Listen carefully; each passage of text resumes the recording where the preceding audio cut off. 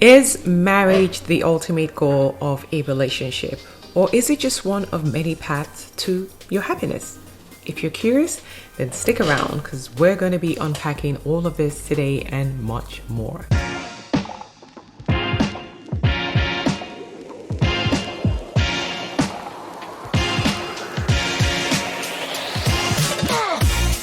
Welcome back. My name is Jonah Wosu, the elite dating coach for affluent divorced women who want to meet and marry their soulmate.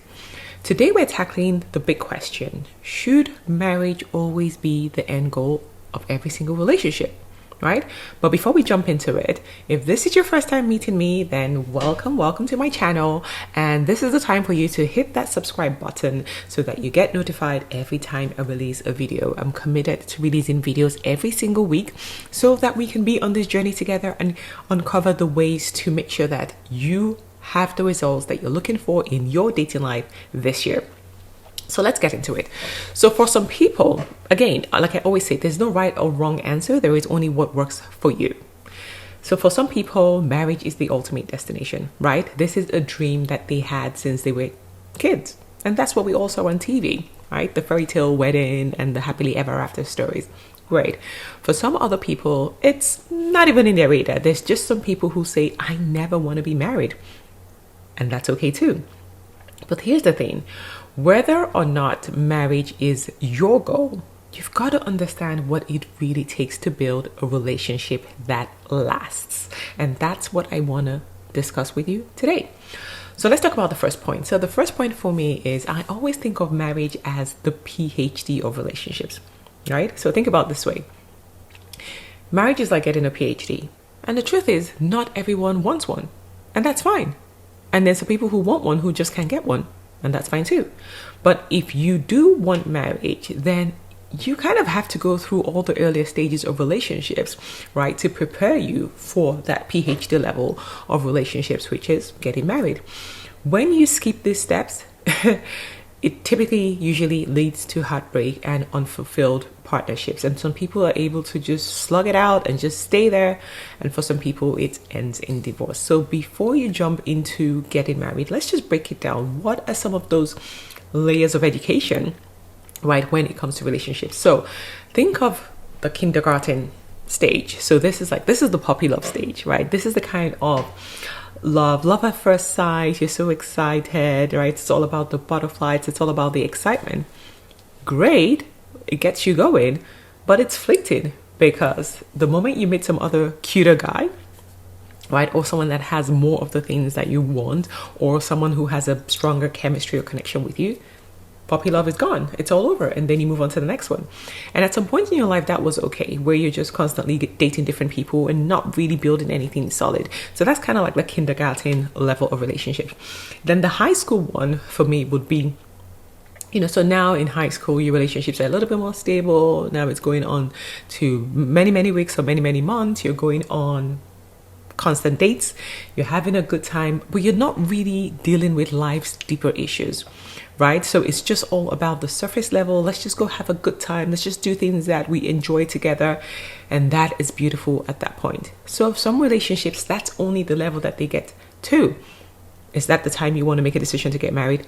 Absolutely not. People have done it. Some have winged it and been successful. But a lot of the times, if you look at 75% of marriages that end up, it's because they hadn't gone further into a deeper connection, into a deeper relationship before saying I do. Okay, so that's the high school part of it. So let's look at what college would look like. So college, this is where now you're in a longer term committed relationship. This is where you're starting to intersect, you're starting to integrate your lives together, right? You're sharing parts of your world, not just the fun parts, not just going on vacations, right? Not just hanging out with your friends. Now there's families, members involved. Now you're going through different issues in life. Maybe you're losing your job, you're becoming broke or bankrupt, or there's illnesses starting to happen. So now you're learning how to navigate life and also learning how to navigate conflict and compromise, because sometimes when you get to this stage in relationships, like people just give up. They're like, oh my God, I did not bank on this. It's too much. Can't handle it. I'm out of here. right? So that's the college. So when things are really, really getting very, very serious. And at this point, a lot of people end up living together. So if you think about most people who are like 19, 20, 21, this is the time that they start to live with their boyfriends. And then, for a lot of people, the relationship typically ends, because when you live with somebody, you get to know a lot more about them than you ever did, right? Because now you're in this space. Now you're seeing all the different sides of them. You're seeing all their vices, all their pet peeves, like all their temperaments. You're seeing them in different situations, and it would help you make a better decision. So imagine people who, at this point, before college, decide to get married. Doesn't really work. But once you've gone through the college part of things, the chances are you can tell whether the relationship is solid enough to now be able to move forward and get a PhD. So like I said, the PhD for me is like marriage, right? This is the stage that you need to be ready. You have to be emotionally ready, mentally ready, even physically ready. You have to have resilience to push through. But most importantly, you have to be in alignment. If you are not in alignment, if your values don't complement each other, it will be difficult to create a long-term sustainable relationship. So this is the part where it's not just about the butterflies in your stomach. It's not just about, oh, we're so in love, we're so cute together, we look good together, we have a good time together. No, this is where you need to start deciding, okay, we are choosing to build one life together, right? And you're committing that even when the going gets tough, you are going to do what it takes. You're going to do the work. You're going to put in the time to make sure that the relationship keeps progressing forward. And that is such a huge decision. It takes a lot to be able to decide that this is it for me, right? Even though I don't like ever after, okay, great, good. But at least to make that decision to get married, no one gets into a marriage thinking about, I'm going to get divorced, right? So you're going in thinking that it's going to last for a long time. Okay, so let me ask you now. So based on those stages, so the kindergarten stage, the high school stage, the college stage, which level of relationship education do you really believe that you're in? And which level do you believe that people should be making decisions about getting married? So if you're still in the fun, carefree stage, that's okay, right? That's fine. Just stay there, have fun. When you're ready to go to college or get a PhD, then you can start to work towards that and start to look for those kind of partners when you're dating. Okay. So the second point I want to make, so minus you being ready for what it takes to be married, is this society's obsession with marriage. Like, it was an obsession when I was growing up. It was an obsession 20 years ago. It was an obsession, like it's still an obsession, right? Because we see all these picture perfect things on social media and you're like, oh, it looks so cute. I wish that was me, right? I can tell you, even when you get divorced, the questions you're going to be asked first is, when are you getting remarried? Right? So there's a lot of pressure that makes it seem like your happiness depends on you being married. It's a lot of pressure, and I get it. I've been there. I see it every single day, because whether we like it or not, there is still a lot of pressure, especially from the older folks who see marriage as the ultimate goal. But let me ask you this. How many marriages have you seen that are unhappy versus how many marriages have you seen that are truly happy? How many people do you know rushed into marriage pretty quickly only to realize that, wow, they didn't even truly know themselves, let alone know who their partner is, right? Like, I was watching Dubai Bling today, and Ibrahim, I'm not going to comment on Ibrahim, but he's only been married, less than a year, and his marriage is already on the rocks, right? So marriage isn't the key to happiness. Alignment is so key. Having a deeper connection is so key. It's not always about just signing that piece of paper, right? So whether you want to get married or whether you don't want to get married, the focus should be on building a relationship that feels fulfilling, a relationship that feels really aligned to your core values. And we all know what our core values are, right? So if you want marriage to be the goal for you, amazing, you go ahead, but make sure that it is your own goal and it's not some pressure from family, from society, from social media that's forcing you and telling you that once you're married, all will be well with the world. Yeah, we know that's not true. Okay, so the third point I want to talk about is what the real goal should be. If it's not marriage, then what? Well, this is something I had to learn the hard way, because honestly, I'm just being honest here. When I got married, even though I was raised in a divorced home, right? My parents divorced when I was 8 years old. But somehow the stories had gotten into my mind that if I just got married, that's it. Everything will kind of work itself out.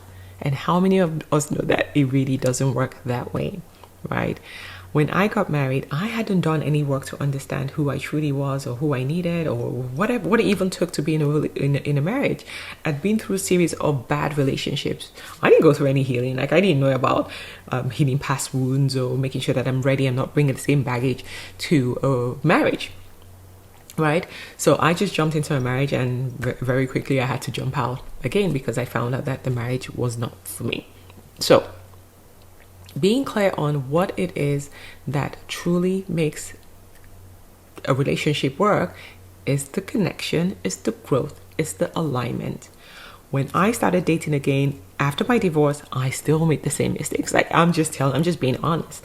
Like, I've had to learn the hard way. This change in mindset is so key. It should not always be around, oh, I'm getting married. It shouldn't always be around, I'm getting the ring. Even if you do get a ring doesn't have to mean marriage, right? It could just be a commitment that both of you are committing to each other because you love each other right now. And that's a-okay too. So focus on what the true measure of a relationship is. For me, success in a relationship is, do we love each other? Do we respect each other? Are we growing together? Are we living transparently? Are we integrating our worlds together? Right? Do I feel like this person has my back? Do I have their back? Are they helping me become the best version of myself?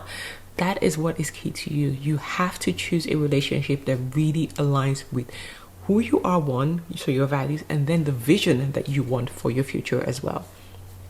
So here's my take on this.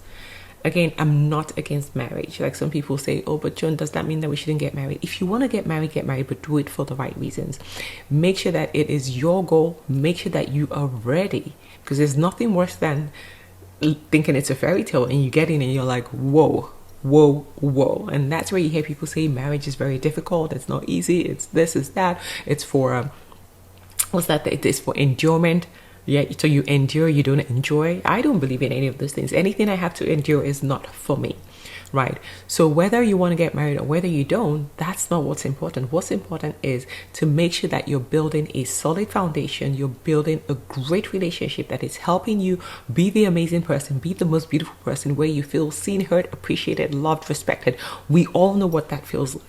So focus on building that foundation first. So tell me, what are your thoughts? Is marriage the all in all for you? If marriage is not on the table, it's a swipe left for you? Or are you open? Are you open to having just a beautiful committed relationship and seeing where that goes without the signing of a piece of paper?